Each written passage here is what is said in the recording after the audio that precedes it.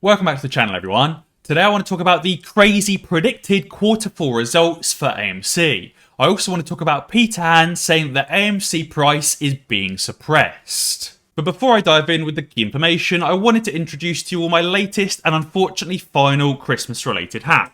Here we have a reindeer with Santa riding on board. Hopefully you've enjoyed the festive headwear. And now I want to dive straight in with the key information. So, AMC Entertainment is expected to announce quarterly sales for Q4 of $1.16 billion. Three analysts have issued estimates for AMC, with estimates ranging from $1.12 billion to $1.22 billion. AMC posted sales of $162.5 million during the same quarter last year. That obviously indicates a positive year-over-year growth rate of 613%, which is absolutely insane and nearly as much as the stock has gained over that same time period. So that's expected to take total current year sales to around $2.47 to $2.57 billion, with next year's sales estimated between $4.87 billion and $5 billion. Now this is also a stark increase from last quarter. In Q3, they generated $763 million.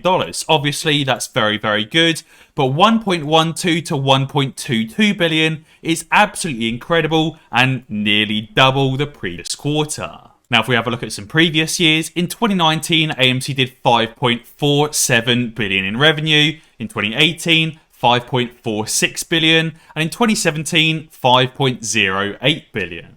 So therefore, for next year, AMC is expected to be back on track to pre-pandemic levels, which is brilliant news. And I also want to show you this interview with the IMAX CEO and why he thinks that the short thesis is absolutely rubbish. Let's take a listen to what he had to say. IMAX CEO Richard Gelfond. Rich, what should these debut numbers say to those who have predicted that COVID will eventually kill the movie theater experience for good?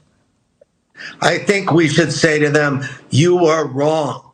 I mean, there have been predictions of the demise of the movie business for the last decades and decades, whether it was television, well, before that, maybe radio, television, DVDs, VCRs. It's always the end of the movie business. Now it's streaming, the latest end of the movie business. People want to go to the movies. It's a social experience, especially for these global blockbusters. You want to go with your friends. You want to be the first one to see it. And the numbers don't lie. As you said in your intro list, it was the third best ever. Not pandemic ever. Shang-Chi opened Labor Day weekend. Best results ever. So I think there's people living in an alternative universe when they're questioning the numbers, but people want to go back to the movies, no matter what others' narrative is. And that is something that I think is absolutely true. The movies have been dying for seemingly decades. As he said, first it was radio, then television and VCRs, then DVD, then Blu-ray, now streaming. But yet, the movies are here to stay, and it's because they have something which streaming services and VCRs can't replicate, which is that social aspect. You go out to the movies to have a full day of it. You go out, you have the snacks, you go watch a movie, and then maybe you go for dinner afterwards as well. It's a lot better than just sitting at home and just watching a film on your own, like streaming it on your own. Later on in that interview, the IMAX CEO also spoke about the live stream concert with Kanye and Drake.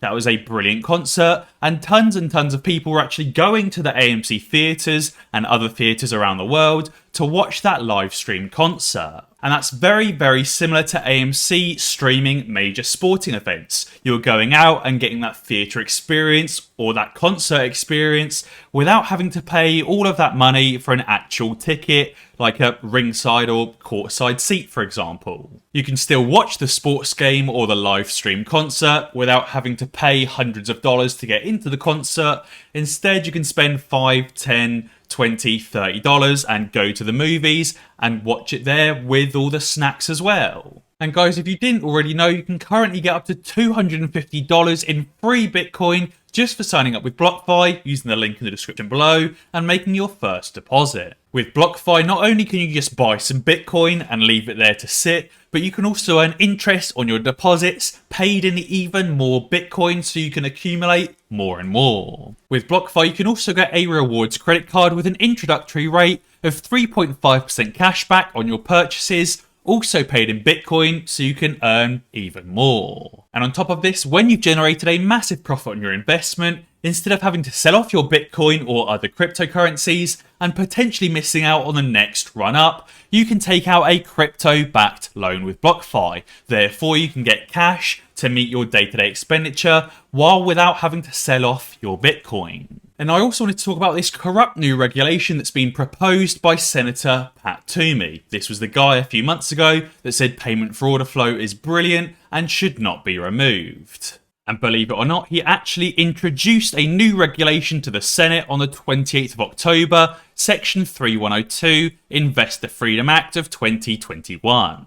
So this act is to amend the Securities Exchange Act of 1934 to preserve commission-free trading and investor freedom for the people of the United States by prohibiting the SEC from banning payment for order flow and for other purposes. Now, this is dangerous for two main reasons. Firstly, it says here that no broker or dealer or any person associated with a broker or dealer using the mails or any means or instrumentality of interstate commerce shall be deemed to have acted unlawfully or to have breached a duty under state or federal law solely by reason of having received payment for order flow.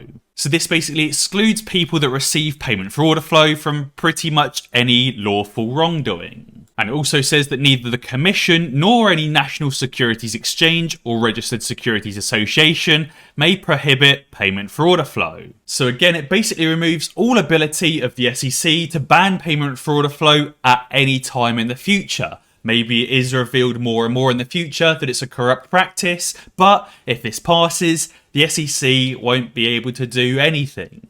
I personally think not only is this a terrible idea, but it's also a very, very sneaky idea, basically letting those companies off the hook in the future. Now, we also know that Senator Pat Toomey is a strong supporter of banking deregulation, something that, on the face of it, is also a very terrible idea. On top of that, in 2019, the Washington Post reported that 10 of his 17 biggest campaign contributors are financial company officials. These are people that obviously want to vote for banking deregulation in order to generate more profits to pay themselves bigger bonuses at the sacrifice of the United States economy's health.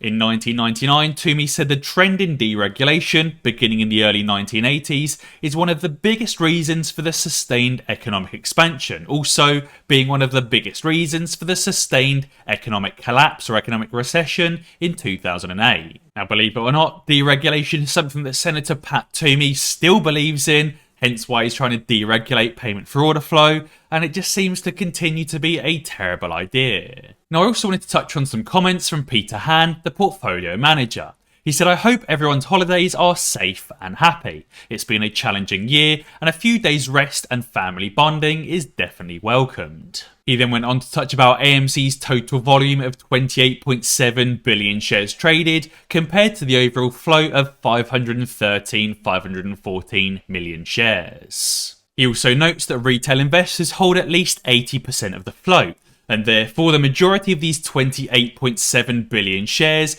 are going to be traded by the remaining 20% of the float, which is only around 100 million shares. So that means around 287 times the float is being traded of AMC. Not just 57 times the float, but effectively 287 times the float, because obviously most of those shares are being held and not sold or traded.